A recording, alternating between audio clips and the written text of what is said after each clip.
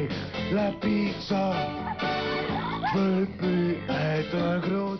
At the end of our lives, we're all reduced to a series of flashbulb memories. We live on through them, but what they consist of is decided by others. If you know the great Antonio, you most likely only know that he's a big fat guy that Antonio Inoki beat the shit out of. There's so much more to him though. From the moment Antonio Baricevic arrived on Canadian shores in 1945, having most likely migrated from Yugoslavia, a legend was being carefully manicured. His early years are the cloudiest of his life, but chances are they were pretty terrible. German, Hungarian, and Italian forces invaded Yugoslavia in 1941, when Antonio was 15 years old. It's believed he spent the rest of World War II in a camp for displaced people. Antonio never spoke about it though, which makes a lot of sense. A few years after his migration to Canada, Antonio started competing in strongman competitions. At the age of 12, he was supposedly wrapping cables around trees and ripping them out of the ground. Incorporating that technique into the urban sprawl of Montreal, Antonio's feats were twice documented in the Guinness Book of World Records. Once in 1952 for pulling a 433-ton train for just under 20 meters, and another time for pulling 4 buses loaded with passengers up Rue Saint Catherine. He was pretty quirky.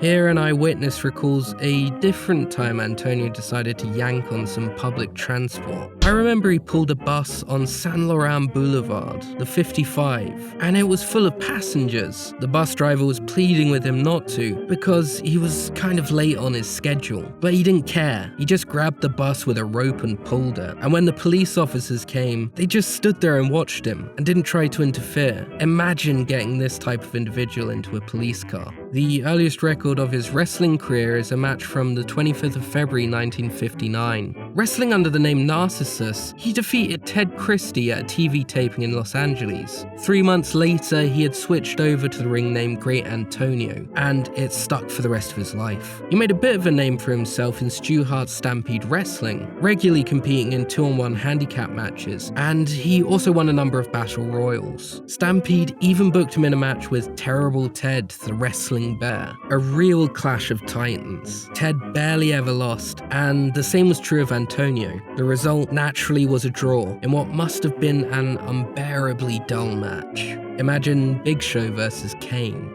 Ted was later taken into care by the Ontario Humane Society after his bear tag team partner mauled their handler's girlfriend to death. Anyway, by the 60s, Antonio was getting some pretty big bookings. In 1961, he challenged Ricky Dozan for the NWA International Heavyweight Championship. Ricky Dozan is arguably the biggest wrestling star of all time. Certainly the biggest wrestling star that Korea, or indeed the entirety of Asia, has ever produced. So it's safe to say that whoever fought Ricky Dozan in turn got a little bit of that stardust sprinkled on them. That reputation in Japan probably influenced the decision to book Great Antonio on a New Japan Pro Wrestling tour in 1977 called Tukon Series 2.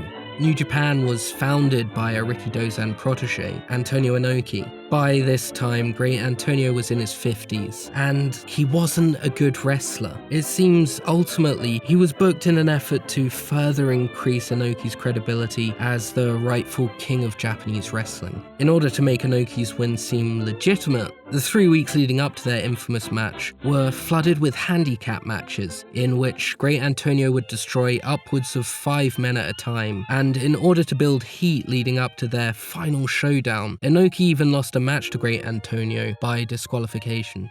Their blow-off match took place on December 8, 1977. Great Antonio decided to totally no-sell all of Inoki's offense. That in itself isn't necessarily out of the ordinary. Big men regularly swat their opponents away like flies. The real breaking point for Enoki was when the God-love-him quirky Great Antonio stiffly and repeatedly clubbed the back of his head and neck.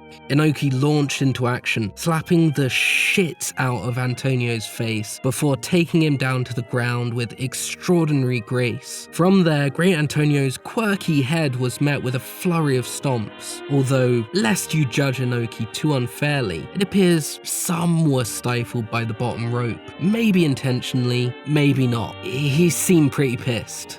It was an awful beating, albeit shamefully humorous. Great Antonio bled profusely and appeared to be in and out of consciousness. That was the end of his wrestling career. There's no record of any further matches. So chances are the experience was overwhelmingly traumatic for him, which kind of takes the humor out of it all. Kind of. Great Antonio remained a local celebrity in Montreal for the rest of his life, although in certain circles he was purely an object of ridicule.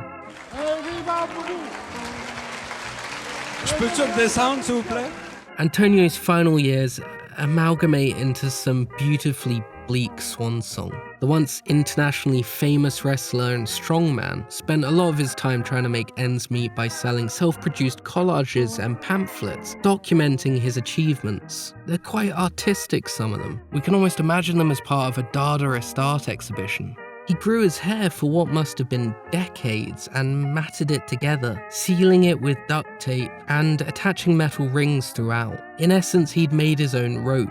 The rings allowed him to attach it to objects, which could then be pulled in even more bizarre feats of strength. He also used it to play golf and challenged Tiger Woods to a match. Woods, perhaps in an act of cowardice, perhaps in total ignorance that a destitute man in Montreal had challenged him to a game of hair golf, never responded. He also owned what was claimed to be the world's largest rocking chair. It's not, but certainly there were less competitors back then. Here he is, proudly showing it off, next to his wife Janine. It's been theorized that the heartbreak of their separation was what set Antonio on his final decline. But this is the nature of the man. Theories and speculation and incredible tall tales. He developed a complex relationship with the city of Montreal. Here we see him in 1984, taking part in a candid camera television show. As he blocks the exit of a telephone booth, we hear the victims utter, "Monsieur Antonio?"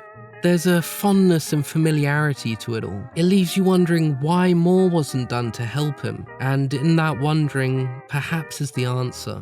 There was no way to help him. Either that or people are assholes. He got a few odd TV and film bookings. He played a snowman in a low-budget horror film called The Abominable Snowman. Get him out, it's gonna blow! Was it some sort of missing leg or extra tight restroom or what? You used me for bait! He made a blink and you'll miss it cameo in the stereotypically independent film 20th Century Chocolate Cake.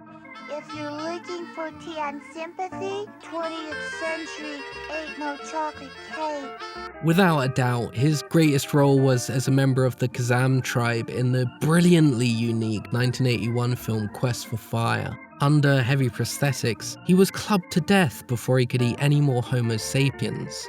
Good casting.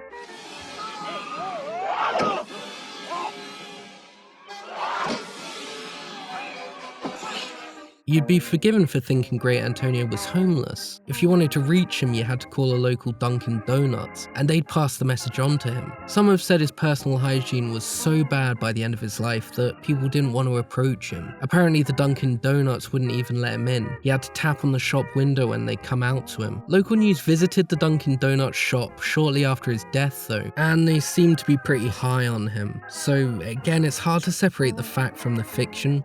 Pour moi, c'est une vedette. C'est ce qu'on appelle une vedette. Sylvain Leclerc wrote a biography on Great Antonio.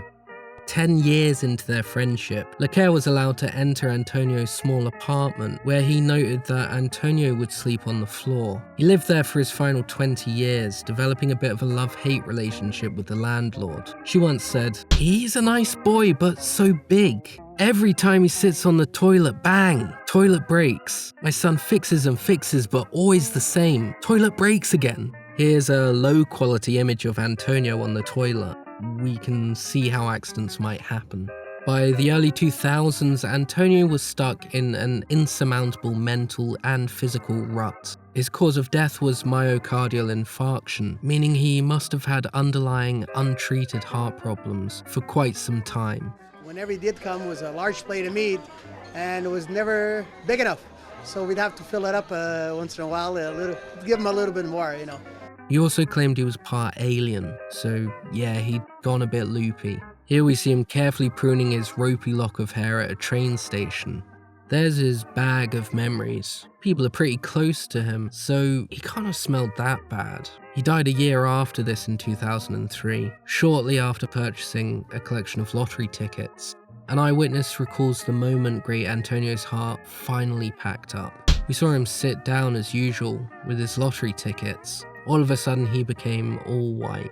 It took 9 men to move him. He died in poverty, meaning a quick cremation was planned for his disposal. However, in death, a sudden burst of Great Antonio martyrdom spread over Montreal, meaning that enough donations were collected to give him a proper funeral. Around 3,000 people came out to pay their respects. Lecaire said of the turnout, "I was surprised to see people in his death suddenly realize that he was a great man. I'm sure there were people who had laughed at him the week before." The legend of Great Antonio continues to trickle on. 12 years after his death, a plaque was placed on a bench he liked to sit on, just over the road from a Dairy Queen. The event was attended by local author Elise Gravel, who a year previous had published a fantastic children's book about Great Antonio's life. His matted locks hid alien antennas in his hair, which he used to communicate with his people. On the final page, he leaves us to travel back home. There's a heart-rending elegance to it. If only it were all that simple. Did you enjoy that? Let us know in the comments section. And please, like and subscribe if you want more.